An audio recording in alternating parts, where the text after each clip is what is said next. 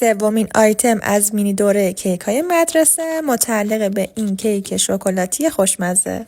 اگه مثل من عاشق کیک شکلاتی هستین حتما این رسیپی رو درستش کنید و ازش لذت ببرید. علاوه بر تغذیه مدرسه میتونید این کیک رو برای کافه ها هم درستش کنید. برای شروع یه عدد تخم مرغ رو به همراه شکر قهوه‌ای، شکر سفید و وانیل با همزن میزنیم تا کاملا کرمی و کشدار بشه. غلظتش بعد به این صورت بشه. بعد مایعات که شامل شیر، روغن مایع و ماست تازه هست رو اضافه میکنیم و چند ثانیه دیگه با ویسک هم میزنیم.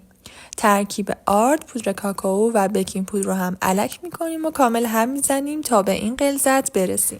میتونید مثل من از قالب‌های لوف کاغذی استفاده کنید یا مایع کیک رو داخل قالب کیک یا حتی کپسول کاپ کیک هم بریزید. تقریبا نصف بیشتر قالب رو از مایع کیک پر کردم و روش شکلات چیپسی ریختم و داخل فر از قبل گرم شده قرار دادم. اگر از طریق اکسپلور این ویدیو رو تماشا میکنید حتما یا سیوش کنید یا پیج رو فالو داشته باشین که گمش نکنید. مثل همیشه نکات تکمیلی رو داخل کپشن براتون نوشتم.